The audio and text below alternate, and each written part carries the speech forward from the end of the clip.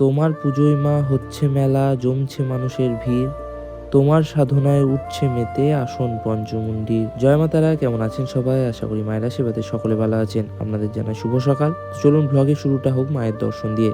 আর এই হচ্ছে আমাদের জগৎ জননী আনন্দময়ী শিলাময়ী মা অগ্রতারা। মায়ের ভালোভাবে দর্শন করুন, নিজেদের মনের কামনা বাসনা মায়ের কাছে জানান। মায়ের কাছে কামনাই করি মা সকলের মনস্কামনা পূর্ণ করুক। আজকে সকালে তনয় দা তার বন্ধুদের সাথে মায়ের কাছে পুজো দেওয়ার জন্য এসছে। খুব সুন্দরভাবে দাদাদের সকাল সকাল মায়ের দর্শন এবং পুজো সম্পন্ন হলো। এই হচ্ছে দাদা ও তার বন্ধুরা, যারা আজকে মায়ের কাছে পুজো দেওয়ার জন্য এসছে।